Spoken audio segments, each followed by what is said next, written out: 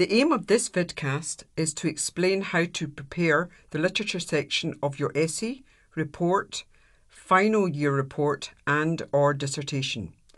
The vidcast gives some suggestions of how to apply the information that is required in the literature review. The vidcast is divided into 2 chapters.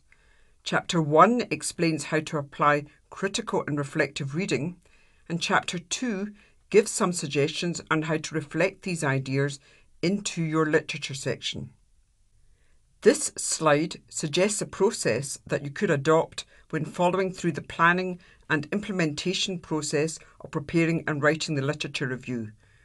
Firstly, you may want to consider the title of your piece of work and what is the purpose. Is it to explain, to evaluate, to compare?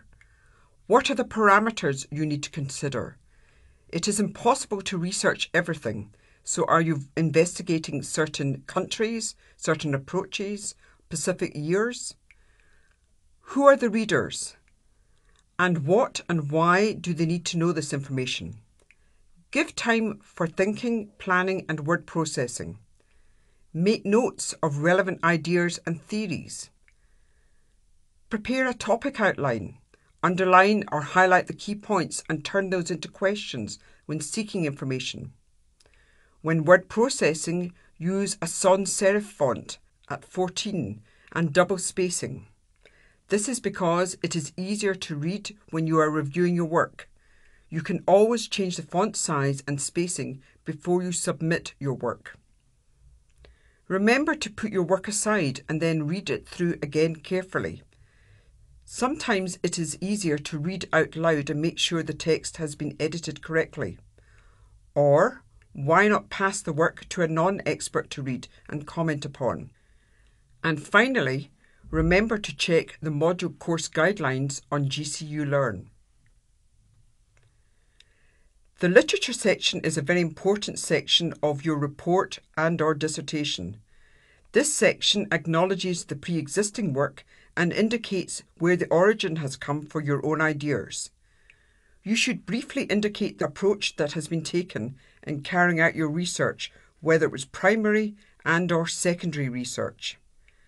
Some lecturers will also ask that you give information as to carrying out the research. For example, what inclusion and exclusion criteria did you apply when using specialist databases? Were there specific specialist journals or websites used? It is helpful for the reader to know how useful this information was. For example, did you only refer to a certain time frame or a specific area such as wind turbine usage in the UK? Why did you decide to investigate this? Do not just explain what you did, justify the approach you have taken. By justifying, this means not just merely writing a description. Instead, consider the writer's views and where is there evidence to support these views and/or results. This slide is a self-assessment form for you to complete. If you need assistance in finding and using databases, please contact the academic link librarians. This slide is a self-assessment form for you to complete. If you need assistance in finding and using databases, please contact the academic link librarians. You can make an appointment with them at the base, or you can contact them directly through the library homepage. For all the other elements in this slide, if you need some advice, then contact the academic development tutors. Contact details are on the last slide of this vidcast. This slide suggests particular information you may want to note down.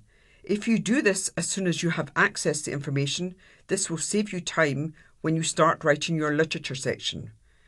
Just open a separate page on your computer and note down the author, year, title and publication. If it is from a website, copy and paste the URL and the date you accessed the information. Even if you do not use the reference in your written work, it is easy to delete the information.